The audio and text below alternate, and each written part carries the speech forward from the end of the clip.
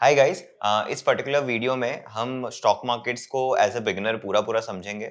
So to give you a heads up, जिनको stock markets के बारे में ऑलरेडी पता है, ये वीडियो उनके लिए नहीं है। बट जो स्टॉक मार्केट्स को बिल्कुल भी नहीं जानते हैं, जिनको स्टॉक मार्केट्स का एबीसी भी नहीं पता है, for those guys this video is actually meant for. ये वीडियो मैं पूरा हिंदी में रखूंगा और मैं बहुत ही बेसिक से शुरुआत करूंगा। सबसे पहले मैं डिस्कस करूंगा कि स्टॉक होता क्या है। देन मैं डिस्कस करूंगा कि एक स्टॉक का प्राइस मूवमेंट क्यों आता है। एंड आफ्टर दैट मैं डिस्कस करूंगा कि जब भी हमको स्टॉक मार्केट में ट्रेड या इन्वेस्ट करना होता है तो उसका प्रोसेस क्या रहता है। फिर इसके बाद मैं डिस्कस करूंगा कि स्टॉक मार्केट में पार्टिसिपेंट्स कौन कौन होते हैं। एंड लास्टली मैं आपके साथ ब्रोकर का टर्मिनल ओपन करूंगा और हम लोग देखेंगे कि एग्जैक्टली आप उसमें ट्रेड प्लेस कैसे कर सकते हो या इन्वेस्ट कैसे कर सकते हो। Alright, so to begin with हम लोग सबसे पहले समझेंगे कि एक स्टॉक होता क्या है। नाउ स्टॉक बहुत ही सिंपल है। से फॉर एग्जांपल शुरुआत से शुरू करते हैं। There are two people, Somnath and Shubh. उन दोनों ने कंपनी स्टार्ट की और उन दोनों कंपनी के इक्वल पार्टनर्स थे। नाउ इन दैट केस से फॉर एग्जांपल दोनों के पास 50-50 शेयर्स थे। ऑलराइट, शुभ के पास 50 शेयर्स थे, सोमनाथ के पास भी 50 शेयर्स थे। तो they both were equal partners. So 50% holding एक जन के पास थी और 50% होल्डिंग दूसरे जन के पास ही, टोटल बनता है 100 शेयर्स। नाउ अब होता क्या है कि कंपनी बहुत अच्छा करती है, कंपनी बहुत ग्रो कर रही है, सब कुछ अच्छा है कंपनी के साथ। अब ये दोनों एज अ प्रमोटर चाह रहे हैं कि कंपनी में और फंड रेज किया जाए और भी पार्टनर्स ऑनबोर्ड किए जाए। इंडिविजुअल पार्टनर्स में जाने के बदले लोग क्या करें, सीधा सीधा पब्लिक के पास जा रहे हैं और उनसे फंड रेज करने के लिए एक्सपेक्ट कर रहे हैं। सो इस प्रोसेस को और कुछ नहीं बोलते हैं, आईपीओ बोलते हैं, that is initial public offering. तो इसमें हो क्या रहा है, कोई भी एक establish company to some extent वो पब्लिक के पास जाती है और वहां से फंड रेज करने की कोशिश करती है। Now let's say for example इनके पास 100 शेयर्स थे। ऑलराइट, अब ये लोग नए 10 शेयर्स इशू कर रहे हैं, किसको, पब्लिक को। ऑलराइट, नए 10 शेयर्स इशू कर रहे हैं पब्लिक को, तो टोटल कंपनी के शेयर्स 110 हो जाएंगे। और जो नए 10 शेयर्स इशू करेंगे based on the share price, मान लो जो भी शेयर प्राइस हुआ XYZ, उसको 10 से मल्टीप्लाई करेंगे और उतना अमाउंट कंपनी के पास आएगा। अब जब वो अमाउंट कंपनी के पास आता है तो Shubh and Somnath as partners what they can do here is they can actually use this money और वो अपनी कंपनी को ग्रो करने में हेल्प में ले सकते हैं इस अमाउंट को। सो इसी तरह से कोई भी एक कंपनी पब्लिक होती है। ऑलराइट, पब्लिक होने के बाद वो लिस्ट हो सकती है। लिस्ट किस पे होती है, जनरली एक्सचेंजेस पे होती है। अभी एक्सचेंजेस कौन होते हैं, इंडिया में दो फेमस एक्सचेंजेस है, that is BSE Bombay stock exchange and NSE that is national stock exchange. So basically idea बहुत सिंपल है कि अगर एक कंपनी पब्लिक हो रही है, इस तरीके से अगर फंडिंग रेज हो रहा है, इस तरीके से अगर पब्लिक कंपनी के पार्टनर्स बन रहे हैं प्राइमरी मार्केट्स में, सो वो एक्सचेंज पे लिस्ट हो सकते हैं। उसके बाद एक्सचेंजेस कौन से BSE NSE। तो NSE और BSE सिर्फ एक मार्केट प्लेस की तरह बिहेव करते हैं जहां पे ये कंपनियां लिस्ट हो सकती है। और एक बार जब ये कंपनियां लिस्ट हो जाती है, नए ट्रेडर्स, नए इन्वेस्टर्स इस कंपनी के शेयर्स बाय और सेल कर सकते हैं। और ये टोटल शेयर्स कितने हैं, 110 शेयर्स है कंपनी के। ये बाय और सेल इजीली मार्केट्स में हो सकते हैं among the traders and investors through this particular exchanges, जो कि BSE और NSE इंडिया में फेमस है। ऑलराइट, नाउ जैसे अगर आप ये समझ पा रहे हो तो आप समझ पाओगे कि इंडिया में आज के टाइम पे करीबन करीबन 4 से 5 हजार कंपनी ऐसी है जो कि लिस्टेड है, यूनिकली लिस्टेड है BSE NSE प्लेटफॉर्म पे। Alright, say for example Reliance as a company listed है, तो रिलायंस के 6 लाख शेयर्स है। ऑलराइट, ये शेयर्स अब अलग अलग लोगों में बटे हुए हैं। रिलायंस लिस्ट हुए बहुत टाइम हो गया है, रिलायंस ने अपना IPO बहुत पहले लाया था। कुछ करीबन इसके 48% टू 49% अभी भी अंबानी फैमिली होल्ड करती है और जो रेस्ट 51-52% है that is with other people. अब ये दूसरे लोग कौन होते हैं और कौन इसमें इन्वेस्ट करता है, इसके बारे में हम समझेंगे। But at the end of the day आपको ये चीज समझनी है कि कोई भी कंपनी या फिर कोई भी कंपनी के स्टॉक या फिर शेयर जब एक एक्सचेंज पे लिस्ट होते हैं, सो वो नंबर ऑफ शेयर्स जो रहते हैं वो एक लिमिटेड क्वांटिटी में ही रहते हैं। ऑलराइट, सो एक सिंपल सा लॉजिक है यहाँ पे कि जो सप्लाई होती है वो आपकी एक कांस्टेंट होती है और हमारे इस केस में हम मान के चल रहे हैं कि रिलायंस के 6 लाख शेयर्स हमारे पास है। अब यहाँ पे हमको समझना जरूरी है कि Reliance as a business continue करता रहेगा, शायद कंटिन्यूसली ग्रो भी कर सकता है। तो जैसे जैसे रिलायंस अपने बिजनेस में परफॉर्म कर रहा है उसके अकॉर्डिंग इसके शेयर्स की डिमांड क्रिएट होगी। ऑलराइट, सो से फॉर एग्जांपल रिलायंस ने इस क्वार्टर या फिर इन पिछले 3 महीनों में बहुत अच्छा परफॉर्मेंस किया। सो अगर रिलायंस बहुत अच्छा परफॉर्म कर रहा है तो ऑटोमेटिकली जाहिर सी बात है कि आप जैसे ट्रेडर्स इन्वेस्टर्स या फिर आप जैसे बडिंग ट्रेडर्स इन्वेस्टर्स इसमें इन्वेस्ट करना चाहोगे। सो इन्वेस्ट करने के लिए आप क्या कर रहे हो, इस कंपनी में डिमांड क्रिएट कर रहे हो या फिर इस कंपनी के शेयर्स की डिमांड क्रिएट कर रहे हो। आप डिमांड क्रिएट करने कहाँ जाते हो जनरली, कोई भी और गुड्स या सर्विसेज आप कंज्यूम करते हो तो आप डिमांड क्रिएट करने कहाँ जाते हो? मार्केट प्लेस में जाते हो। यहाँ पे मार्केट प्लेस कुछ और नहीं बट हमारे एक्सचेंजेस ही है। ऑलराइट, सो वो जो एक्सचेंजेस होते हैं हमारे, those are the market places जहाँ पे हम ये डिमांड क्रिएट करते हैं जब कोई स्टॉक अच्छा करता है। वैसे ही मान लो कि रिलायंस ने पिछले 3 महीने में बहुत ही खराब परफॉर्मेंस दिया, कुछ स्ट्राइक्स हो गई या फिर ऐसी कोई चीज हो गई जिसकी वजह से कंपनी का बिजनेस इतना ज्यादा फ्लरिश नहीं कर पाया पिछले 3 महीने में। सो इन दैट केस आप क्या करोगे? आप डिमांड क्रिएट नहीं करोगे, रादर आप डिमांड स्टॉक की कम कर दोगे।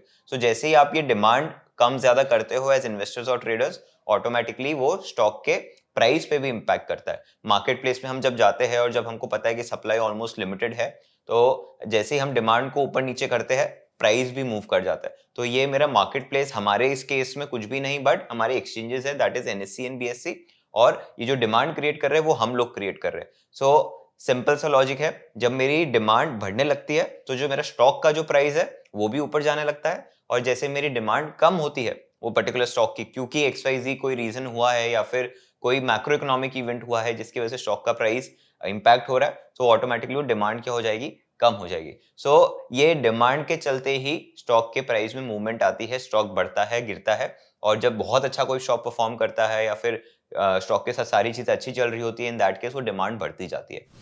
सो with this I am pretty sure कि आप ये समझ पा रहे हो कि एक स्टॉक होता क्या है, और स्टॉक जब लिस्ट हो जाता है तो वो ट्रेड कैसे होता है और उसका भाव ऊपर नीचे कैसे होता है। Now what we need to understand along with this is also कि मार्केट्स में मेन पार्टिसिपेंट्स कौन कौन से हैं। ऑलराइट, एनएससी बीएससी के बारे में हमने थोड़ा सा समझा था when we were discussing the concept of stock, but उसी के साथ साथ बहुत सारे और पार्टिसिपेंट्स होते हैं मार्केट्स में जिनके बारे में हमको जानना बहुत जरूरी है। ऑलराइट, सो सबसे पहले हम बात करेंगे एक्सचेंजेस की ही वापस। सो एक्सचेंजेस इंडिया में दो है, जैसे कि मैंने बताया, बीएससी एनएससी। वो एक मार्केट प्लेस की तरह वर्क करते हैं और उनका काम है बायर को सेलर से मिलवाना और सेलर को बायर से मिलवाना। कोई भी मार्केट में आप जाते हो, चाहे आप एक छोटी सी सब्जी मंडी में क्यों ना चले जाओ, वो सब्जी मंडी में भी क्या होता है, आप एज ए बायर जाते हो और आपको बहुत सारे सेलर्स दिखते हैं, और वो सब्जी मंडी क्या काम करती है? वहां पे बायर को सेलर से मिलवाती है। ठीक उसी तरह एक्सचेंजेस भी एग्जैक्टली सेम रोल प्ले करते हैं। सो एक्सचेंजेस का मेन ये काम होता है। ये दोनों बड़े एक्सचेंजेस है इन टर्म्स ऑफ कितना अमाउंट ट्रेड होता है, कितना वॉल्यूम ट्रेड होता है दोनों एक्सचेंजेस पे। एनएससी आज के टाइम पे बीएससी से थोड़ा सा ज्यादा वॉल्यूम ट्रेड करता है। So that is one thing that we need to understand कि सबसे पहला या फिर सबसे इंपॉर्टेंट मेरा पार्टिसिपेंट हो गया पूरे ट्रांजैक्शन में एक्सचेंज, जो कि एनएससी और बीएससी है। Now second most important person is the broker. अब आपको पता है कि आपको रिलायंस के शेयर्स खरीदने हैं, पर आप खरीदोगे कैसे? आपको ये एक्सचेंज का एक्सेस चाहिए, आप अपना डिमांड एक्सचेंज के आगे रख पाओ, उसके लिए आपको कोई जरिया चाहिए, कोई इंटरमीडिएटरी चाहिए। So that is where broker comes into the picture. तो इंडिया में बहुत सारे ब्रोकर्स लिस्टेड है, जैसे कि धन है, जीरोधा है, ग्रो है, ऑलराइट, ये सारे ब्रोकर्स है। ये सारे ब्रोकर्स आपको हेल्प करते हैं एक्सचेंज से कनेक्ट करवाने में, in order to make sure कि आप अपना ट्रांजैक्शन प्लेस कर पाओ। सो ब्रोकर का काम बहुत सिंपल होता है। आप अपना अकाउंट ब्रोकर के थ्रू बनाइए, आप अपना केवाईसी फिल करिए, and once you do this you will be getting your account on the broker's portal. And जैसे ही आप ब्रोकर पोर्टल पे अपना अकाउंट बना लेते हैं, आपको सभी स्टॉक्स जो लिस्टेड एक्सचेंज पे, उसको बाय या सेल करने का आपको राइट मिल जाता है। ऑलराइट, सो वो एक चीज बहुत इंपॉर्टेंट है समझना कि अलॉन्ग विद द एक्सचेंज एक बहुत इंपॉर्टेंट रोल प्ले करता है हमारा ब्रोकर, जिस ब्रोकर के साथ हम हमारा अकाउंट क्रिएट कर रहे हैं। अगर आप जब भी अपना अकाउंट क्रिएट करो ब्रोकर के साथ, आप अलग अलग ब्रोकर्स को कंपेयर कर सकते हो based on the charges that they are charging, based on the features that they are giving, all those things. Alright, so वो आप कंपैरिजन कर सकते हो and then you can make a informed decision. Now there is one more risk when we talk about brokers. सब लोग ये सोचते हैं कि मैं इस ब्रोकर पे ट्रस्ट क्यों करूं? मान लो मैंने इस ब्रोकर के थ्रू 1000 शेयर्स आईटीसी के खरीदे, तो क्या गारंटी है कि वो ब्रोकर मेरे 1000 शेयर्स मेरे आईटीसी के मुझे दे ही देगा? सो यहाँ पे आपको किसी भी ब्रोकर के साथ इस चीज की चिंता करने की जरूरत नहीं है। सो सेबी ने एक बहुत ही सिंपल सा हमारे वहाँ तरीका बनाया हुआ है कि ब्रोकर आपको सिर्फ ट्रांजैक्ट करने में हेल्प करता है, बट जब आप बाई सेल करते हो, फॉर एग्जाम्पल आपने रिलायंस के या फिर आईटीसी के 1000 स्टॉक्स बाई किए, 500 स्टॉक्स बाई किए, 100 स्टॉक्स बाई किए, तो ब्रोकर की रिस्पॉन्सिबिलिटी नहीं है कि वो स्टॉक्स को होल्ड करके रखे। सो ब्रोकर क्या करता है? आपके स्टॉक्स एक डिपॉजिटरी अकाउंट में ट्रांसफर करवा देता है। ये डिपॉजिटरी अकाउंट कौन मेंटेन करता है? इंडिया में we have two parties for that, one is CDSL and the second is NSDL. क्या आप स्टॉक मार्केट्स में नए हैं और मार्केट्स के बारे में सब कुछ जानना चाहते हैं? वेल, इन दैट केस मेरे पास आपके लिए एक गुड न्यूज है। अब सर्च पर हमने नमस्कार प्रसाद के साथ एक बेसिक्स ऑफ स्टॉक मार्केट पर कोर्स बनाया है, जहाँ पे हमने मार्केट्स के बारे में एक इन डेप्थ अंडरस्टैंडिंग दी है, जिससे आप मार्केट की कोई इन्वेस्टिंग अपॉर्चुनिटीज को मिस ना करो। इस कोर्स में प्रसाद ने हमें एक स्टॉक को कैसे एनालाइज करते हैं वो सिखाया है, और स्टॉक की राइट प्राइस को आइडेंटिफाई कैसे करते हैं ये भी बताया है। इसके अलावा हमने म्यूचुअल फंड्स के टॉपिक्स को भी इन डेप्थ में कवर किया है। इस कोर्स के बाद आप अपनी इन्वेस्टिंग जर्नी काफी इजीली स्टार्ट कर पाओगे। इस कोर्स का लिंक नीचे दिए गए डिस्क्रिप्शन बॉक्स में है, और वीडियो में आगे बढ़ने से पहले इस लिंक पर क्लिक करके एनरोल जरूर कीजिएगा। ऑलराइट, ये दोनों डिपॉजिटरीज है जो कि एक लॉकर की तरह वर्क करते हैं in order to make sure that आपका जो शेयर्स है जो कि एक डीमटेरियलाइज फॉर्म में है या फिर जो कि एक इलेक्ट्रॉनिक फॉर्म में है, जैसे कि आप लोगों ने हर्षद मेहता मूवी में देखा होगा कि उस समय जो शेयर्स थे वो फिजिकल फॉर्म में थे, पेपर होते थे बकायदा शेयर्स के। बट एज ऑफ टुडे हम बहुत आगे आ चुके हैं, so we have shares in electronic form. Now since we have shares in electronic form, वो इलेक्ट्रॉनिक फॉर्म के शेयर्स कहीं तो स्टोर होंगे। So for that we have CDSL and NSDL, जहां पे ये शेयर्स जो है वो स्टोर होते हैं। और ये CDSL NSDL किसके साथ लिंक्ड रहते हैं? आपके ब्रोकर के साथ लिंक्ड रहते हैं। So once you trade through a broker, you buy a particular stock, जब आपके स्टॉक आपके पास आते हैं तो जो स्टॉक आपके पास आते हैं वो इन डिपॉजिटरी के पास जाते हैं। ये डिपॉजिटरी आपके डीमैट अकाउंट को मेंटेन करने का रिस्पॉन्सिबिलिटी लेती है। ऑलराइट, ये ब्रोकर ये डिपॉजिटरीज आपके डीमैट अकाउंट को मेंटेन करने का रिस्पॉन्सिबिलिटी लेती है।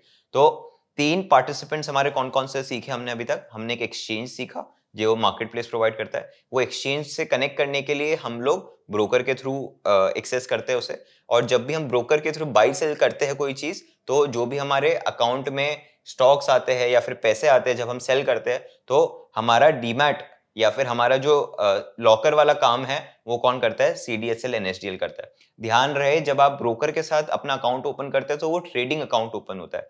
साथ ही साथ बैकएंड पे और क्या चीज ओपन हो जाता है? आपका एक डिपॉजिटरी अकाउंट ओपन हो जाता है with either of the two parties. So broker आपको सिर्फ ट्रेड करने में हेल्प करता है, बाकी आपके स्टॉक्स को सिक्योरली सेफली रखने में CDSL और NSDL आपकी हेल्प करते हैं। इसलिए हो सकता है शायद आपने CDSL NSDL के बारे में ना सुना हो, बट आपने ब्रोकर्स के बारे में सुना हो, क्योंकि CDSL NSDL का काम काफी बिहाइंड द स्क्रीन होता है और ब्रोकर्स का काम काफी ज्यादा in front of the screen होता है। तो ब्रोकर डायरेक्टली ही कनेक्टेड रहता है या तो CDSL या फिर NSDL के साथ, और आपको ये सर्विसेज ऑटोमेटिकली ट्रेडिंग अकाउंट के साथ आपको जो भी ब्रोकर अपने डिपॉजिटरी के साथ लिंक रहता है आइदर ऑफ दीस टू, वो आपको प्रोवाइड कर देता है। So these are the 3 main participants that we understood. The fourth participant that we need to understand is people like you and me. So हम लोग we are classified as retail investors, traders in the markets, क्योंकि हम लोग इतने सारे capital के साथ markets में नहीं जाते हैं। हमारे पास 3 लाख, 5 लाख, 10 लाख, 15 लाख का कैपिटल होता है जिसके साथ हम मार्केट्स में जाते हैं। And when people with this amount of capital comes in the market, वो generally retail investors में classify होते हैं। जैसे ही हम retail investors में classify होते हैं, हम जो डिमांड सप्लाई क्रिएट करते हैं इंडिविजुअल लेवल पे, that is not that very high, but जैसे ही हम क्यूमुलेटिवली मार्केट में पार्टिसिपेट करते हैं तो हमारी जो डिमांड सप्लाई क्रिएट होती है वो भी काफी ज्यादा होती है। सो अलॉन्ग विद अस, अगर आप रिटेल इन्वेस्टर समझ गए हो जो कि छोटे कैपिटल के साथ आते हैं, तो आप साथ ही साथ हाई नेटवर्थ इंडिविजुअल्स भी समझ जाओगे, जो कि कुछ नहीं बट वो लोग होते हैं, वो इंडिविजुअल्स होते हैं जो ज्यादा पैसा लेके मार्केट में चीजें खरीदने बेचने आते हैं। सो आइडिया सिंपल है, आप एक बहुत बड़ी सब्जी मंडी में जा रहे हो, आप अपनी वैगनर में जा रहे हो फॉर एग्जांपल, तो आप रिटेल इन्वेस्टर हो गए। जो मर्सिडीज BMW में आ रहा है वो एक HNI हो गया। अब इसी के साथ साथ और कौन बड़े हाथी होते हैं जो मार्केट्स में इन्वेस्ट करते हैं? There are 2 more main players, rather 3।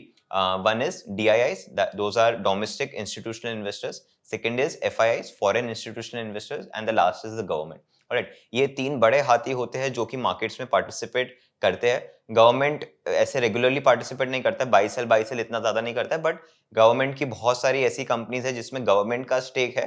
जैसे हमारे केस में शुभ और सोमनाथ थे, वैसे शुभ सोमनाथ की जगह आप गवर्नमेंट को रिप्लेस करके इमेजिन करो, तो ऐसी बहुत सारी कंपनीज है इंडियन मार्केट्स में जहाँ पे गवर्नमेंट का स्टेक है। फॉर एग्जाम्पल ITC में है, फॉर एग्जाम्पल PSUs जो लिस्टेड है उनमें है। ऑलराइट, सो ऐसी बहुत सारी कंपनीज है जहाँ पे गवर्नमेंट का स्टेक है। LIC एक कंपनी है जहाँ पे गवर्नमेंट का स्टेक है। वैसे ही डोमेस्टिक इंस्टीट्यूशनल इन्वेस्टर्स कौन हो गए? म्यूचुअल फंड हाउसेज हो गए, ETF फंड हाउसेज हो गए, जो कि बल्क में पैसा इन्वेस्ट करते हैं और एक बहुत बड़े इंस्टीट्यूट्स होते हैं जैसे कि मेरा एसेट म्यूचुअल फंड है, जैसे कि टाटा म्यूचुअल फंड है, जैसे कि एक्सिस म्यूचुअल फंड है, जैसे कि क्वांट म्यूचुअल फंड है। तो ये सारे म्यूचुअल फंड्स क्या होते हैं, ये लोगों से पैसा कलेक्ट करते हैं और मार्केट्स में इन्वेस्ट करते हैं। अब जब ये लोगों से पैसा कलेक्ट करते हैं तो ये 100-200 करोड़ नहीं कर रहे होते, बट इनका पूल साइज बहुत बड़ा होता है। In fact total mutual fund industry लाखों करोड़ों की है। सो ये म्यूचुअल फंड्स जब मार्केट्स में इन्वेस्ट करते हैं तो इनको डीआईआई की कैटेगरी में क्लासिफाई किया जाता है, क्योंकि ये डोमेस्टिक इन्वेस्टर्स है, इंडिया में ही है, but at the very same time ये इंस्टीट्यूट्स है, बहुत बड़े लोग हैं ये। So that is how they are classified. Next up is foreign institutional investors. तो जैसे आपने देखा कि डोमेस्टिक में बड़े बड़े इंस्टीट्यूट्स इन्वेस्ट करते हैं पैसा, वैसे ही फॉरेन प्लेयर्स भी इंडिया में आते हैं और इंडिया में इंडिया की कंपनीज में इन्वेस्ट करते हैं। और अगेन ये बहुत बड़े इंस्टीट्यूट्स होते हैं, ये हेज फंड्स हो सकते हैं, म्यूचुअल फंड्स हो सकते हैं, जो भी एक इंडिविजुअल नहीं है, बहुत बड़ा फंड लेके आ रहा है और एक बहुत बड़ा इंस्टीट्यूट चला रहा है, जब वो इन्वेस्ट कर रहा है, सो ये कुछ नहीं बट एफआईआईज कहलाए जाते हैं। सो हम लोग एंड में क्या करेंगे, हम लोग एक कंपनी के शेयर होल्डिंग पैटर्न को देखेंगे, या फिर हम एक कंपनी के होल्डिंग को देखेंगे कि किसने किसने इन्वेस्ट किया हुआ है इस कंपनी में। तो हम बेटर समझ पाएंगे कि इसमें इन्वेस्टर्स कौन है, कितने रिटेलर्स है आप और मेरे जैसे, कितना गवर्नमेंट के पास है, कितना एफआईआईज के पास है, कितना डीआईआईज के पास है, and so and so forth. So आपको इसमें और बेटर क्लैरिटी मिलेगी। So with this we have understood who all are the participants in the markets. Markets के बारे में और समझने के लिए बहुत सारी ऐसी चीजें जो हमें समझना जरूरी है, हम अब उनको समझेंगे। सो जैसे कि हम डिस्कस कर रहे थे शेयर होल्डिंग पैटर्न के बारे में और अलग अलग इन्वेस्टर्स जो कि कंपनी में इन्वेस्टेड होते हैं, to make things simpler and make sure कि आपको बहुत अच्छे से समझ आए, हम आईटीसी की शेयर होल्डिंग पैटर्न खोलेंगे। तो मैं बीएससी की वेबसाइट पे आया हूँ, वहाँ पे मैंने सिंपली आईटीसी लिखा, I got the companies name here. आप यहाँ पे शेयर होल्डिंग पैटर्न में जा सकते हो, वहाँ पे आपको सारे के सारे होल्डर्स मिल जाएंगे। So the first thing that we have here is promoter and promoter group. तो जैसे कि हमने जो फर्स्ट एग्जांपल डिस्कस किया था शुभ और सोमनाथ का, उसमें वो दोनों मेन पार्टनर्स है जिन्होंने कंपनी स्टार्ट की थी, तो वो स्टॉक मार्केट की भाषा में प्रमोटर्स कहलाए जाते हैं। आईटीसी के केस में कोई प्रमोटर नहीं है एज सच। ऑलराइट, सो जो भी लोग कंपनी रन करते हैं वो जनरली अपॉइंट किए जाते हैं एज एन एम्प्लॉय, और चाहे वो सीईओ या फिर एमडी हो कंपनी का, वो अपॉइंट किया जाता है एज एन एम्प्लॉय और फिर वो कंपनी को रन करता है। ऐसा कोई मालिक वाला कॉन्सेप्ट आईटीसी में नहीं अप्लाई होता है। Second we have is public holding. So आप देख पा रहे हो कि पब्लिक होल्डिंग आईटीसी में काफी अच्छी है। कुछ 30 लाख ऐसे शेयर होल्डर्स है जो आईटीसी के शेयर्स होल्ड करते हैं, and eight the very same time उनके पास वोटिंग राइट्स भी है। एक बात मैं आपको ये बताना भूल गया कि अगर आप कोई कंपनी का स्टॉक खरीदते हो तो उस कंपनी के वोटिंग राइट्स भी आपको मिलते हैं। तो कोई भी डिसीजन कंपनी का लिया जा रहा है जहाँ पे एक बहुत ही इंपॉर्टेंट है वो डिसीजन, तो सारे ही शेयर होल्डर्स से उसके बारे में पूछा जाता है in the AGM. So AGM is basically the annual general meet. तो हर बार हर कंपनी साल में एक बार मिलती है। अगर आप कोई कंपनी में इन्वेस्टेड हो तो डेफिनेटली उसका मेल आपको जरूर आएगा कि अगर आपको एजीएम अटेंड करना है नहीं करना है। सो उस एजीएम में सारे शेयर होल्डर्स जो मौजूद होते हैं उनका वोट लिया जाता है कि क्या हम ये डिसीजन लेना चाहते हैं, क्या आप इसकी सहमति दे रहे हो या नहीं दे रहे हो। So those things happen in the AGM. So यहाँ पे देख पा रहे हो आप कि पब्लिक होल्डर्स जो भी है 30 लाख, उन सभी के पास वोटिंग राइट्स भी है। Alright, next is the number of shares जो इन पब्लिक होल्डर्स के पास है। सो ये 30 लाख पब्लिक होल्डर्स के पास करीबन करीबन इतने शेयर्स है। ठीक है, सो this is the number of shares which these share holders have.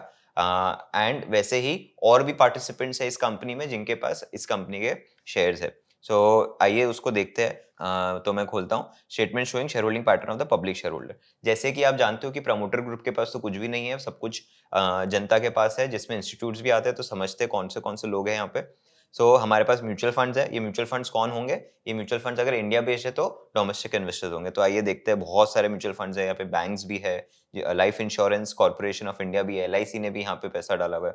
Right, सो सब टोटल ऑफ 1 इज बेसिकली जो भी हमारे डोमेस्टिक इन्वेस्टर्स है उनका पूरा पूरा सब टोटल है। इतने सारे इन्वेस्टर्स है हमारे पास और इतने उनके नंबर ऑफ शेयर्स है। ऑलराइट, वैसे ही जैसे डोमेस्टिक इन्वेस्टर्स है, आपके पास फॉरेन इन्वेस्टर्स भी है। तो ये सारे जो नाम आप देख पा रहे हो ये बाहर के लोग हैं जिन्होंने कंपनी में इन्वेस्ट किया हुआ है, इसलिए इनका कैटेगरी बनता है कैटेगरी सब 2। ऑलराइट, एज सच कोई क्लासिफिकेशन नहीं है हार्ड एंड फास्ट कि B1 ये हुआ, B2 ये हुआ, बट इस कंपनी में हमको इस तरीके से दिख पा रहा है। देन हमारे पास और कौन है एज अ पार्टिसिपेंट और as a share holder in this company? हमारे पास गवर्नमेंट है, सेंट्रल गवर्नमेंट है, स्टेट गवर्नमेंट है, या फिर प्रेसिडेंट के नाम से शेयर्स होते हैं जनरली जब भी गवर्नमेंट होल्ड करती है, तो वो हम देख पा रहे हैं। So that is there. And lastly कुछ नॉन इंस्टीट्यूट्स है।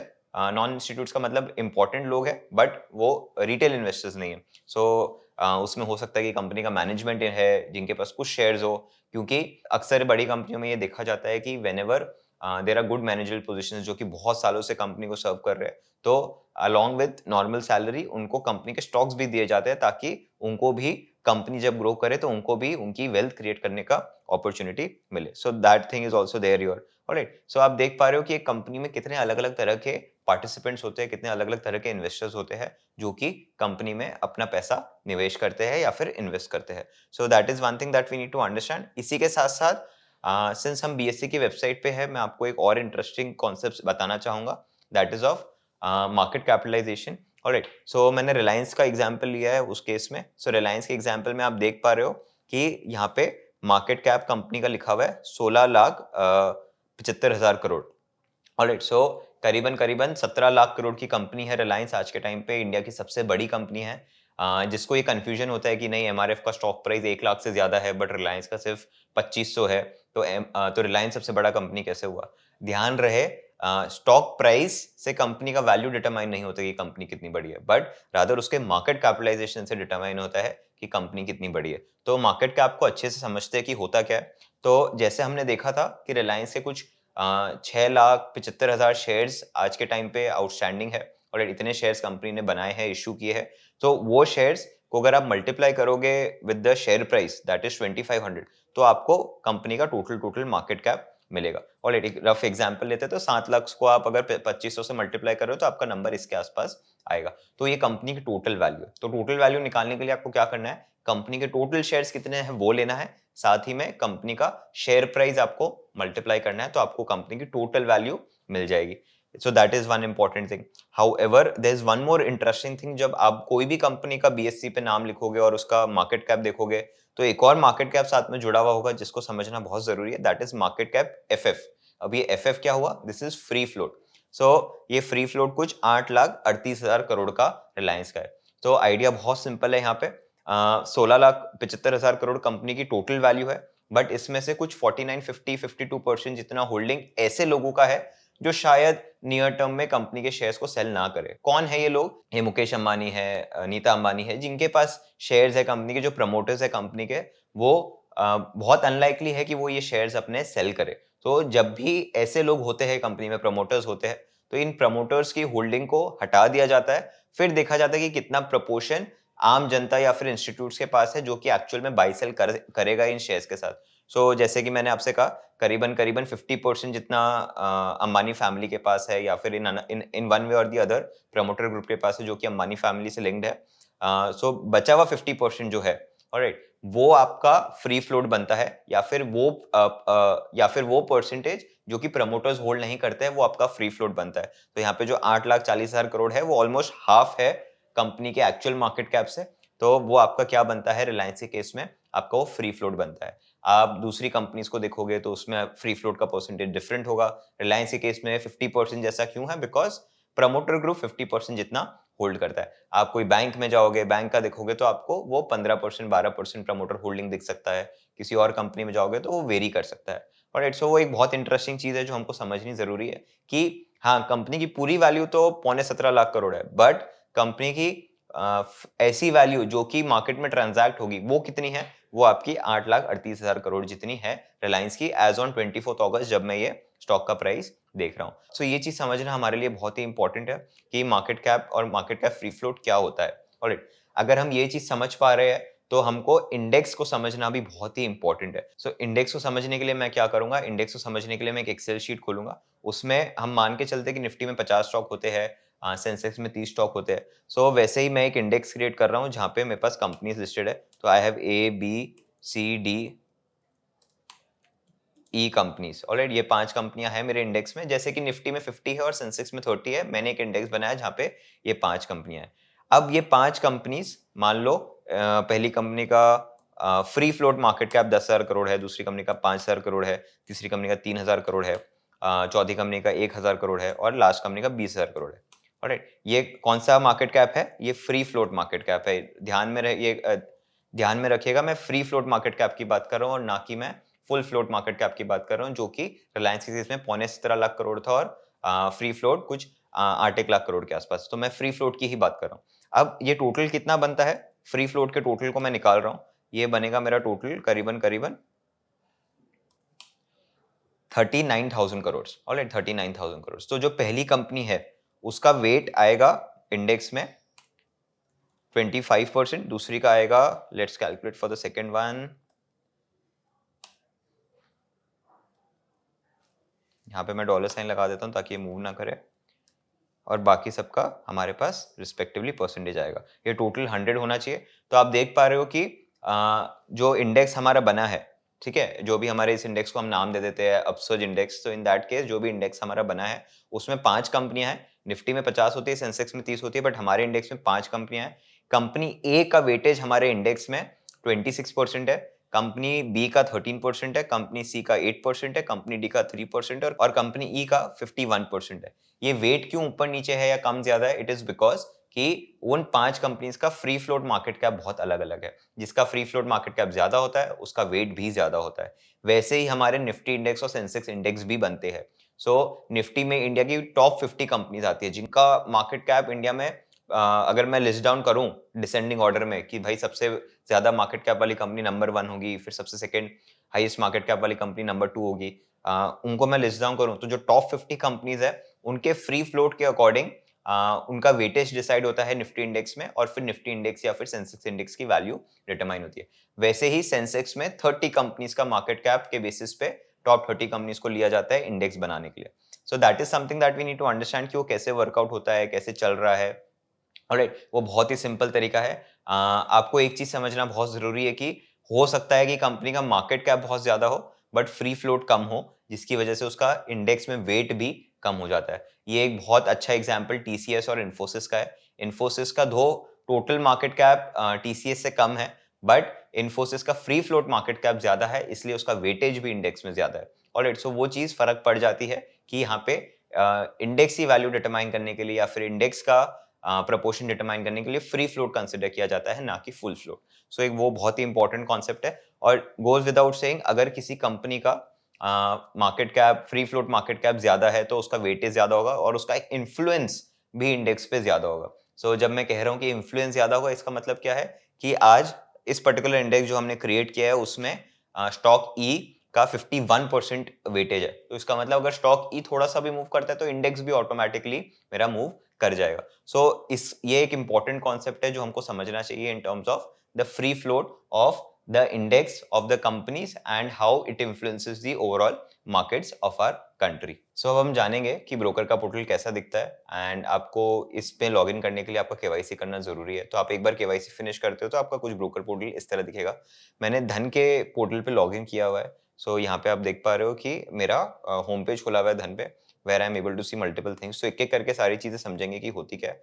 सो जो लेफ्ट हैंड साइड में है यहाँ पे, ये मेरी वॉच लिस्ट है। So watch list is basically अगर आपको कौन से स्टॉक्स पे नजर रखनी है, आपको देखना है उसमें क्या मूवमेंट हो रहा है डेली बेसिस पे, क्या न्यूज आ रही है, क्या फाइनेंशियल इन्फॉर्मेशन आ रही है। अगर आपको वो सारी चीजें जाननी है कुछ पर्टिकुलर स्टॉक्स के बारे में तो आप अपनी वॉच लिस्ट क्रिएट कर सकते हो। धन में पहली watch list by default FNO के लिए है, that is futures and options. Futures and options advance traders लोग यूज करते हैं in order to make some gains to trade in the markets. That is one.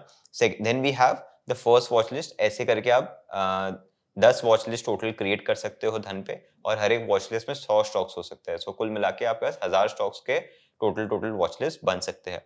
यहाँ पे लास्ट में आप आई करके एक वॉच लिस्ट देख रहे हो, विच nothing means but invested for this particular broker. जब भी आप कोई पर्टिकुलर स्टॉक खरीदते हो ये ब्रोकर के थ्रू, तो वो ऑटोमेटिकली इस पर्टिकुलर वॉच लिस्ट में ऐड हो जाता है in order to let you know कि आपका जो स्टॉक आपने बाय किया है वो कैसा मूवमेंट दिखा रहा है। ऑलराइट, सो इस तरीके से यहाँ पे वॉच लिस्ट काम करती है। Watch list is one of the important thing जो आपको समझना जरूरी है when you start trading. The next few things that we need to understand are home page. तो होम पेज पे मैं हूँ, होम पेज पे हम देख पा रहे हैं ऑल स्टॉक्स एंड ईटीएफ्स। सो इसका मतलब क्या है, जब मैं ऑल पे रहता हूँ तो चाहे आपने स्टॉक्स में इन्वेस्ट किया हो या फिर ETF that is exchange traded funds में इन्वेस्ट किया हो, उन सभी की कंबाइंड वैल्यू आपको यहाँ पे दिखाई जाती है। ईटीएफ्स क्या होता है उसके बारे में आपको जानना है तो हमने हिंदी में ईटीएफ्स के बारे में एक वीडियो बनाया हुआ है जिसका लिंक हम डिस्क्रिप्शन में अटैच कर रहे हैं। सो मेक श्योर करिएगा कि आप वो वीडियो ईटीएफ्स के बारे में जानने के लिए देख लो। अगर आप सिर्फ स्टॉक्स पे क्लिक करते हो तो आपको आपका पोर्टफोलियो वैल्यू दिखेगा जो कि सिर्फ स्टॉक्स रिलेटेड होगा। वैसे ही अगर सिर्फ आप ईटीएफ से क्लिक करते हो तो आपका जो ईटीएफ रिलेटेड पोर्टफोलियो है, क्या वैल्यू है, क्या आपने इन्वेस्ट किया था, वो सारी चीजें आपको दिखेगी। तो पहली चीज जो इन्वेस्टमेंट है वो बेसिकली आपको दिखाता है कि आपने कितने रुपए इन्वेस्ट किए थे। जो करंट वैल्यू है वो आपकी एग्जिस्टिंग वैल्यू दिखाता है, जो ओवरऑल प्रॉफिट लॉसेस है वो आपका एब्सोल्यूट टर्म्स में आपने कितने रुपए कमाए या फिर कितने रुपए गवाए वो दिखाता है, along with the number in percentage terms as well. और उस पर्टिकुलर डे पे जब मार्केट्स ओपन है और जब मार्केट्स मूव कर रहे हैं ऊपर नीचे, आपका स्टॉक मूव कर रहा है ऊपर नीचे, तो उस पर्टिकुलर डे पे आप एब्सोल्यूट और रिलेटिव टर्म्स या परसेंटेज टर्म्स में कितना पैसा कमा रहे हो वो आपको दिखाता है। ऑलराइट, नाउ यहाँ पे आपके पास ऑप्शंस है invest trade on stock exchanges. तो स्टॉक एक्सचेंजेस कौन से मैंने डिस्कस किए हैं आपके साथ, एनएससी और बीएससी। ऐसे ही और स्टॉक एक्सचेंजेस भी होते हैं ऑलराइट जहाँ पे आप ट्रेड कर सकते हो, बट फेमस ये दोनों है। तो आप किन चीजों में ट्रेड कर सकते हो, आप स्टॉक्स में ट्रेड कर सकते हो जो कि इक्विटीज होता है, आप ईटीएफ्स में ट्रेड कर सकते हो, आप फ्यूचर्स में ट्रेड कर सकते हो, आप ऑप्शन में कर सकते हो, करेंसी में कर सकते हो और कमोडिटीज में कर सकते हो। कुछ कुछ चीजों के लिए और भी एक्सचेंजेस है जहाँ पे ये ट्रेडिंग होती है। फॉर एग्जांपल एमसीएक्स होता है यूज जहाँ पे आप कमोडिटीज की ट्रेड करते हो, बट ब्रोकर पोर्टल पे सारे ही मेन एक्सचेंजेस कनेक्टेड होते हैं जिसके थ्रू आप ट्रेड कर सकते हो। However as a budding investor, as a new investor, equities और ईटीएफ्स के बारे में समझना हमारे लिए ज्यादा इंपॉर्टेंट है, बिकॉज हम एज एन इन्वेस्टर इनसे ही हमारी शुरुआत जनरली करते हैं। ऑलराइट, देन यहाँ पे आपको अपना अकाउंट बैलेंस दिखाता है कि कितने रुपए आपने इन्वेस्ट कर रखे हैं अभी धन के थ्रू, या फिर आपके धन अकाउंट में पड़े हैं बट आपने अभी इन्वेस्ट नहीं किए है। ऑलराइट, वो चीज बताता है। यहाँ पे बहुत सारे अलग अलग पार्टनर्स है जिनके साथ इस पर्टिकुलर ब्रोकर ने टाई अप किया हुआ है। So there is one click, there is option trader जो इनका खुद का एक एप्लीकेशन है, क्विको है जो कि टैक्स फाइलिंग के लिए हेल्प कर सकता है धन के यूजर्स को, एंड यहाँ पे अपसर्च के ऑप्शन ट्रेडिंग कोर्सेज के बारे में एक प्लगइन रखा हुआ है। Right, after that what we can look at is the market watch. अब मार्केट वॉच क्या बताता है, जैसे कि मैंने आपको कहा कि there are two main indices या फिर दो इंडाइसेस जो इंडिया में बहुत फेमस है, निफ्टी इंडेक्स और बीएससी का सेंसेक्स इंडेक्स। सो इसके अलावा भी बहुत सारे ऐसे इंडाइसेस है जो कि ट्रेडर्स इन्वेस्टर्स ट्रैक करते हैं और देखते हैं कि उनका परफॉर्मेंस कैसा है। फॉर एग्जाम्पल निफ्टी बैंक जो है एक बहुत ही पॉपुलर इंडेक्स है जो कि इंडिया के बैंकिंग स्टॉक से बना है। सो निफ्टी बैंक में इंडिया के बैंकिंग स्टॉक्स है, again top performing banking stocks है जिसके हेल्प से ये इंडेक्स बना है, और उन स्टॉक्स की जब जब मूवमेंट रहती है तो निफ्टी बैंक में भी आपको मूवमेंट देख सकते हो। वैसे ही निफ्टी नेक्स्ट 50 है जो, तो निफ्टी नेक्स्ट 50 बेसिकली कि पहली 50 कंपनी जो इंडिया में टॉप में है वो तो निफ्टी में है, बट जो 51 से 100 वाली कंपनी है या फिर ऐसी जो कंपनी जो शायद निफ्टी 50 का कभी पार्ट बन सके, वो index particularly Nifty next 50 index है। Alright, so there is one more interesting thing जो मैं आपको बताना चाहता हूँ विद दिस। इंडिया में कैसे क्लासिफाई होता है कि कोई कंपनी लार्ज कैप है, मिड कैप है, स्मॉल कैप है। ये जो दो बड़े इंडाइसेस है निफ्टी और सेंसेक्स, इनमें तो आपको सिर्फ लार्ज कैप या फिर ब्लू चिप कंपनी से दिखेगी जो कि खराब परफॉर्म करे या फिर डूब जाए, इसके चांसेस बहुत कम होते हैं। हालांकि मैं ऐसा नहीं कह रहा हूँ कि नहीं होते हैं, हमने बहुत देखा है कि ऐसी बड़ी बड़ी कंपनीज डूबती है इंडिया में, यूएस में, बहुत जगह। सो ऐसा नहीं है कि चांसेस जीरो है, बट कम प्रोबेबिलिटी होती है compare to smaller companies. So coming back to the point कि इंडिया में लार्ज कैप, मिड कैप और स्मॉल कैप कैसे क्लासिफाई होता है। सो इंडिया में अगर आप सारी ही कंपनीज को लिस्ट डाउन करो और उनको डिसेंडिंग ऑर्डर में मार्केट कैप के बेसिस पे अरेंज कर दो, तो जो पहली 100 कंपनियां होती है वो लार्ज कैप कंसिडर होती है। तो जो जिनका मार्केट कैप बहुत ज्यादा होता है और जो पहली 100 कंपनियां होती है उनको हम लार्ज कैप बोलते हैं। जो 101 से लेकर 250th रैंक वाली कंपनीज है उनको हम मिड कैप बोलते हैं, और उसके बियॉन्ड जो कंपनीज होती है उनको हम स्मॉल कैप बोलते हैं। सो ये क्लासिफिकेशन जनरली रहता है लार्ज, मिड और स्मॉल कैप में। लार्ज कैप कंपनीज के स्टॉक्स ही आप जनरली बड़े बड़े इंडाइसेस में देखते हो, जैसे कि निफ्टी इंडेक्स और सेंसेक्स इंडेक्स में। हालांकि मैं ऐसा नहीं कह रहा हूँ कि मिड कैप और स्मॉल कैप इंडाइसेस नहीं होते या फिर वो स्टॉक्स के कोई इंडेक्स नहीं बनते। जैसे कि मैं देख पा रहा हूँ यहाँ पे निफ्टी मिड कैप 100 इंडेक्स भी है जहाँ पे मिड कैप स्टॉक्स है। ऑलराइट, वैसे ही स्मॉल कैप स्टॉक्स का भी निफ्टी का एक इंडेक्स है, निफ्टी स्मॉल कैप 100। ऑलराइट, सो अलग अलग तरह के इंडाइसेस बन सकते हैं। इंडाइसेस बनाना बहुत ईजी है, आप और मैं भी बना सकते हैं। मैंने एक इंडेक्स आपके सामने ही बनाया था 5 स्टॉक्स का, ABCDE, और मैंने उसमें मार्केट कैप के वैल्यूज प्लग इन किए थे। अगर आपको सिर्फ इंडिया में FMCG स्टॉक्स जो है वो कैसा परफॉर्म कर रहे हैं वो ट्रैक करना है, so you have Nifty FMCG for that. वैसे ही निफ्टी IT भी है आपके लिए। सो ये सारी चीजें आप देख सकते हो। ये मार्केट का आपको एक बहुत अच्छा ओवरव्यू दे देते हैं कि मार्केट कैसा परफॉर्म कर रहा है। Next up we have is the market part. और अभी मार्केट आवर्स क्लोज हो गए हैं इसलिए हम यहाँ पे और चीजें नहीं देख पा रहे, बट अगर मार्केट आवर्स ओपन होते तो हम यहाँ पे अभी मार्केट्स में क्या मूव कर रहा है, कैसी चीजें चल रही है, वो हम लाइव स्कैन कर पाते। स्टॉक्स जो पर्टिकुलरली कैसा परफॉर्म किए हैं उस पर्टिकुलर डे पे, कौन सबसे ज्यादा गेन किया, कौन सबसे ज्यादा लूज किया, किसने अपना 52 वीक हाई बनाया इन टर्म्स ऑफ शेयर प्राइस, किसने अपना 52 वीक लो बनाया इन टर्म्स ऑफ शेयर प्राइस। कोई वॉल्यूम के हिसाब से सबसे ज्यादा मूवमेंट किसमें हुआ। By volume what I mean is किसने कौन सा ऐसा पर्टिकुलर स्टॉक था जिसमें सबसे ज्यादा लेनदारी देनदारी हुई, ऑलराइट, सो वो वॉल्यूम हो जाता है। कौन से ऐसे स्टॉक्स है जिसमें सिर्फ लोग आज बाई करने आए थे, सेल करने आए ही नहीं थे। कौन से ऐसे स्टॉक्स है जिसमें सिर्फ लोग आज सेल करने आए थे, बाई करने आए ही नहीं थे, ऑलराइट, सो वो सब के बारे में आप यहाँ पे पढ़ सकते हो। वैसे इंडाइसिस के बारे में पढ़ सकते हो आप, यहाँ पे ऑप्शन फ्यूचर्स के बारे में भी इस तरीके से चीजें पढ़ सकते हो। बट हालांकि अभी हम नए हैं मार्केट्स में, तो ये चीज हमें समझना है इतना शुरू में इंपॉर्टेंट नहीं है, लेटर ऑन हम इसको समझेंगे। कि अगर आप वन स्टेप अहेड हो तो आप हमारी बेसिक्स ऑफ ऑप्शन ट्रेडिंग की सीरीज देख सकते हो, जहाँ पे हमने इंग्लिश में बहुत ही अच्छे से ऑप्शन ट्रेडिंग के बेसिक्स को कवर किया है। और फिर आप अपसर्व जैसा प्लेटफॉर्म को देख सकते हो, जहाँ पे ऑप्शन ट्रेडिंग के बारे में, ऑप्शन ट्रेडिंग स्ट्रैटेजीज के बारे में बहुत अच्छा डिस्कशन हुआ है by various mentors and various traders, जो कि मार्केट में 10 साल, 15 साल, 20 साल, इनफैक्ट 38 ईयर्स तक से है। नेक्स्ट अप यहाँ पे मेरा ETFs है। सो ETFs जैसे मैंने ये कहा कि अलग अलग तरह के हो सकते हैं। अगर आप ETFs के बारे में और जानना चाहते हो तो हमारे वीडियो पे जा सकते हो, जो कि ETFs के बारे में डिस्कस करता है और जो कि हिंदी में बना हुआ है। So you'll definitely enjoy that. After that हमारी वॉच लिस्ट है, ये वही वॉच लिस्ट है जो मेरी यहाँ थी, और it's nothing different with that. Then FNO मेरी पहली वॉच लिस्ट थी, यहाँ पे वो वॉच लिस्ट है। जो वॉच लिस्ट मैं सेकंड क्रिएट कर रहा हूँ वो यहाँ पे है, alright. Then I have my portfolio. Again ये हमने देखा था कि मेरे पोर्टफोलियो में भी कितना पैसा है, कितना इन्वेस्ट हुआ हुआ है, कितना करंट वैल्यू है, कितना मैं गेन लॉस कर रहा हूँ। फिर ये मेरी पोजीशंस है, तो ये क्या कहता है बेसिकली, मान लो आज मैंने रिलायंस के 10 शेयर के ऑर्डर डाले थे। अब जब मैंने 10 शेयर के रिलायंस के ऑर्डर डाले थे, तो आज की पोजीशन हुई मेरी, ठीक है, अभी तक सेटलमेंट नहीं हुआ है, तो जो आज की पोजीशन मेरी ओपन होती है वो मुझे यहाँ दिखती है। आई एम होपिंग कि आप सभी को याद है कि हमने CDSL और NSDL के बारे में बात की थी इसी वीडियो में स्टार्टिंग में। तो देखिए, जब भी आप कोई स्टॉक बाई करते हो, से फॉर एग्जांपल आप रिलायंस बाई कर रहे हो, सो आपकी पोजीशन रिलायंस की उस दिन के लिए ओपन रहती है, आपने बाई किया, ऑलराइट, आपके पास वो पोजीशन बनी है। आपके डीमैट अकाउंट में वो स्टॉक तुरंत उसी दिन पे नहीं आता है, आपके डीमैट अकाउंट में वो सेटलमेंट T+1 डे की साइकिल पे होता है। By what do I mean by T+1 cycle is कि आपने आज एक मार्केट डे में स्टॉक खरीदा है। मार्केट डे मतलब Monday to Friday until unless there is no holiday. अगर आपने मंडे को स्टॉक खरीदा तो +1 दैट इज ट्यूसडे को आपको अपने डीमैट अकाउंट में स्टॉक रिफ्लेक्ट करेगा।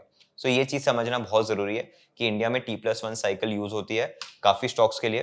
काफी स्टॉक्स के लिए T+2 साइकिल भी यूज होती है, हालांकि हम धीरे धीरे T+1 साइकिल की तरफ मूव कर रहे हैं। वैसे ही जब आप कोई चीज बेचते हो तो अकाउंट में पैसा आपके पास तुरंत उसी टीएथ डे पे नहीं आता है, T+1 या T+2 साइकिल फॉलो करता है डिपेंडिंग ऑन कि आप कौन सा स्टॉक बेच रहे हैं यहाँ पे। सो वो चीज समझना बहुत जरूरी है। सो कभी पैनिक मत होइएगा कि आपने 1 लाख का रिलायंस बेचा था फिर भी आपको आपके ब्रोकर अकाउंट में कम पैसे दिख रहे हैं, that is not the case. आपको अगले दिन या फिर T+2 के साइकिल पे आपको उस दिन पे वो स्टॉक की वैल्यू सारी की सारी दिखी जाएगी, alright. Next up we have is orders.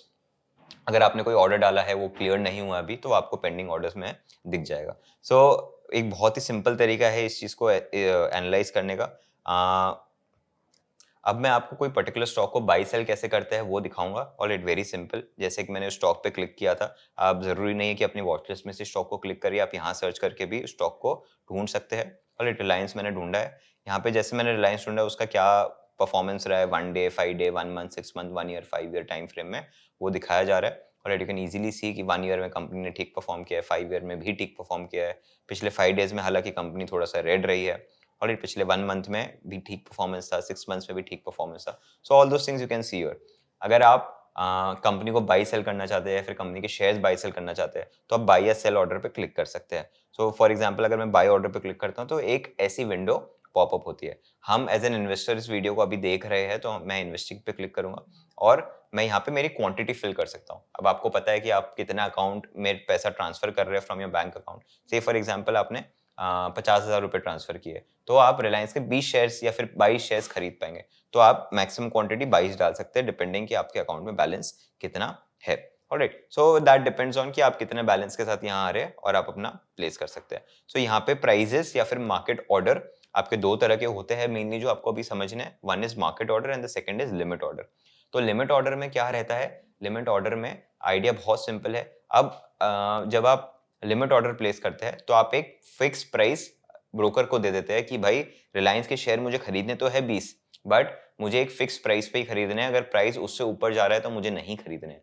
For example आपका बजट है कि आपको रिलायंस के शेयर 2470 पे ही खरीदने हैं। आपका मन नहीं है कि अभी जो एग्जिस्टिंग प्राइस दिख रहा है 2479 आपको उस पर बाई करने हैं, आपका मन है कि 2470 पे ही आपको बाई करना है। तो आप लिमिट ऑर्डर प्लेस करके यहाँ पे प्राइस वेरी कर सकते हो और लिख सकते हो 2470 along with the quantity. Again quantity but obviously necessary है कि आपको ऐड करनी ही करनी है, तो आप लिमिट ऑर्डर के साथ साथ क्वांटिटी ऐड कर सकते हो और वो प्राइस ऐड कर सकते हो जहाँ पे आपको रिलायंस का स्टॉक बाई करना है। हालांकि मार्केट ऑर्डर में ऐसा नहीं होता है। मार्केट ऑर्डर में जो प्राइस मार्केट आपको दे रहा है आप उस प्राइस पे ले रहे हो। अगेन आइडिया बहुत सिंपल है, एक सब्जी मंडी से कंपेयर करिए। जब सब्जी मंडी वाला आपको कह रहा है कि आपको आलू इतने दाम पे लेना है और आप ले रहे हो तुरंत के तुरंत बिना कुछ नेगोशिएट किए या फिर बिना कुछ प्राइस बोले या फिर बिना तू मैं किए, तो ऑटोमेटिकली वो मार्केट ऑर्डर हो जाता है। बट जब आप सब्जी वाले से कहते हो नहीं मैं इतने प्राइस पे ही आलू लूंगी, अगर देना है तो दो, नहीं देना है तो मत दो, in that case you are doing what, you are entering a limit order. Alright, so this is how it works around. Market में आपको प्राइस का कंफर्मेशन नहीं मिलता बट आपका क्वांटिटी फुलफिल हो जाएगा कि आपको 20 शेयर्स चाहिए, 22 शेयर्स चाहिए, वो आपको मिल ही जाएंगे। बट लिमिट ऑर्डर में आपको प्राइस का कंफर्मेशन मिल जाता है कि भाई आपके पास अगर शेयर्स आ रहे हैं तो इसी प्राइस पे आएंगे वरना नहीं आएंगे। ऑलराइट, सो इस तरीके से वर्क करता है। आपको ये चीज समझना जरूरी है। फिर जैसे ही आपका डिसीजन बन जाता है कि आपको बाई ऑर्डर मार्केट पे डालना है या लिमिट पे डालना है, तो आप नीचे बाई का बटन प्लेस कर सकते हैं। सिमिलरली सेल ऑर्डर के लिए भी आपको इसी तरीके से सोचना है। अगर आप सेल कर रहे हो तो अगर आप मार्केट सेल ऑर्डर डाल रहे हो तो जो एग्जिस्टिंग प्राइस है उस पर आपका क्वांटिटी सेल हो जाएगा, और अगर आप लिमिट सेल ऑर्डर डाल रहे हो तो आप एक प्राइस फिक्स कर रहे हो कि भाई मेरे को इस प्राइस पे ही बेचना है। अब ध्यान रहे यहाँ पे आप बेचने की बात कर रहे हो, तो जब आप बेचने की बात कर रहे हो तो आप प्राइस फिक्स कर रहे हो कि मुझे इसी प्राइस पे बेचना है, इससे कम में नहीं बेचना है। In that case you are entering what, you are entering a sell order. Alright, sell limit order. So ये चीज समझना बहुत जरूरी है। Again we can hide this particular thing and go ahead and understand other things. So ये चीजें हैं। Then कोई भी ब्रोकर के पोर्टल पे आप जनरली ये चीजें देखोगे कि मार्केट में उस पर्टिकुलर स्टॉक ने क्या हाई बनाया था, क्या लो बनाया था, क्या उसकी क्या उसकी अपर सर्किट की वैल्यू है, क्या उसकी लोअर सर्किट की वैल्यू है। सो lower circuit upper circuit basically क्या होता है, एक्सचेंज डिटरमाइन करता है हर स्टॉक के लिए कि भाई एक दिन में ये स्टॉक ज्यादा से ज्यादा या तो इतना ऊपर जा सकता है या तो इतना नीचे जा सकता है। फॉर एग्जाम्पल रिलायंस के लिए वो हो सकती है लिमिट 20% की ऊपर नीचे की हो, कोई स्टॉक की हो सकती है कि 10% के ऊपर नीचे की हो। तो that depends on the particular stock. Alright, so इस तरीके से ये चीजें वर्क होती है। आई एम होपिंग कि आपको ये बेसिक चीजें समझ में आ रही है जहाँ पे आप कैसे एग्जीक्यूट कर रहे हो चीजें on a brokers portal. If you take my advice I would always say that आपको पहले ईटीएफ्स के थ्रू इन्वेस्ट करना सीखना चाहिए। ईटीएफ्स क्या होते हैं वो आप बेशक हमारे प्लेटफॉर्म पे ही समझ सकते हो। एंड वंस आपको मार्केट्स के बारे में और समझ में आने लग जाए उसके बाद आप जाके इंडिविजुअल स्टॉक्स को बाई सेल कर सकते हो। Last thing that I want to speak in this particular long video is कि मार्केट्स में जब आप स्टॉक्स बाई सेल करते हो तो कुछ कुछ टैक्सेस आपको ध्यान में रखने हैं। सो टैक्सेस क्या क्या है, दो तरह के टैक्सेस है जो प्रिडोमिनेटली एक रिटेल इन्वेस्टर को पता होने चाहिए। One is LTCG and the other one is STCG. So LTCG is nothing but long term capital gains tax and STCG is nothing but short term capital gains tax. So मान लो आपने कोई एक stock खरीदा 100 रुपए में और आपने उसको बेचा 120 में, तो आपने 20 रुपए का गेन किया। अब ये जो 20 रुपए का गेन है अगर एक साल के अंदर अंदर हो रहा है, मतलब ये खरीदी और ये आपने जो बेचा है वो एक साल के अंदर अंदर हो रहा है, तो आपको STCG लगेगा, that is short term tax लगेगा। तो ये 20 रुपए पे आपको 15% का टैक्स देना रहेगा। Alright, so that is getting classified as STCG। वैसे ही अगर मान लो आप ये स्टॉक एक साल से ज्यादा के लिए होल्ड कर रहे हो और फिर बेच रहे हो, सो इन दैट केस ये LTCG में क्लासिफाई होगा, that is long term capital gains tax, और आपको 10% का ही टैक्स इस पे देना रहेगा। ये गवर्नमेंट या फिर रूल्स इसलिए बनते हैं ताकि लोग ज्यादातर लंबे समय के लिए इन्वेस्टेड रहे और अपने पूंजी को इंक्रीज करे। सो that is the main idea of LTCG STCG। 2018 से पहले ये नियम अलग थे। 2018 से पहले LTCG इंडिया में नहीं था मार्केट्स रिलेटेड प्रोडक्ट्स के लिए, बट 2018 के बाद ये इंट्रोड्यूस किया गया।